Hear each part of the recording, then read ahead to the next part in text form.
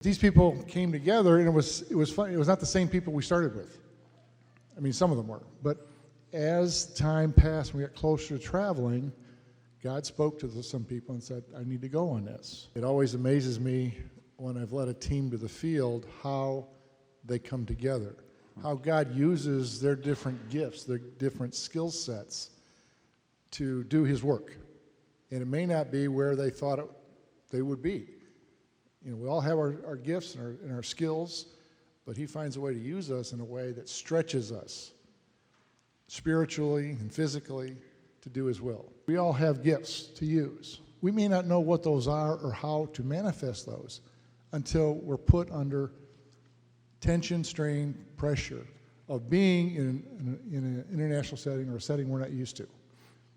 So I encourage you all to follow that call, and because if you do that, God will be with you as you go through. When you receive a call, really consider getting out of your comfort zone to use the gifts that God's given all of us. And you may not even know you have it till you get there, and he starts using you.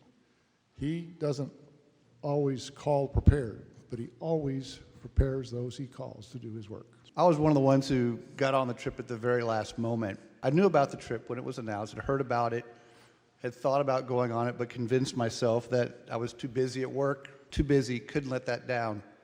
Meanwhile, I set my own schedule. So I talked myself out of going, and a couple of weeks before, we're in the Hebrew study on Sunday, and we're praying for the team.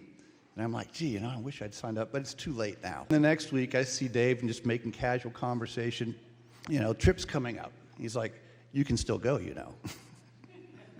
I was like, yes, I can.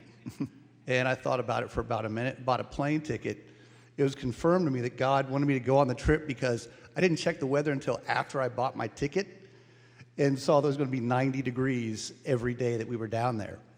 And if you know me, you know that I moved back to Columbus because I lived in Florida where it was 90 degrees for 9 months and I didn't like it anymore. So if I'd saw the weather first, I wouldn't have gone. One morning, I was sitting there having prayer and devotions there on the patio, and I met a local gentleman named Julian, and he had shared with me that he had suffered from drug addiction for 30 years. 30 years.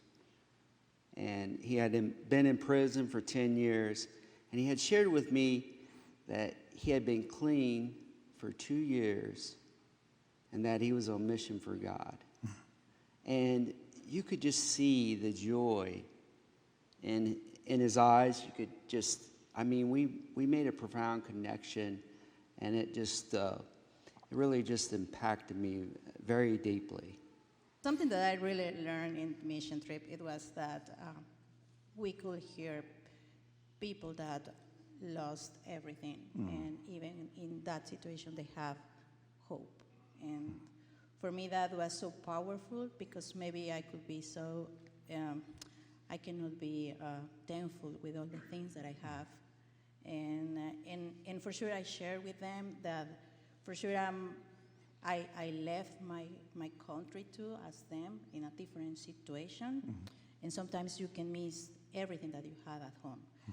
But even that they lost everything and they have persecution and poverty and hungry and all that, even in that situation, God extends his powerful and protector hand. So for me, that was so powerful to see that, and I learned to be more thankful with the things that I have. Simple things like have a bed to sleep and food and all things that maybe you don't stop to be thankful with these small details in your life. Well, first of all, I went down there, I didn't know what to expect. I really kind of wanted to go down and find out what's going on at the border. You hear stuff on the news, you don't know who to believe, so I wanted to see firsthand. So we went there and we met an amazing, wonderful, fabulous, great team of Christians down there at Piedras, Negras. And we also met other Christians who came to help. One lady she was originally from Venezuela. She's now living in Mexico, Vanessa. She just came to help us, and we got to know her, and it was really encouraging to know that there are Christians, wonderful Christians, Spirit-filled Christians that are living all over the world.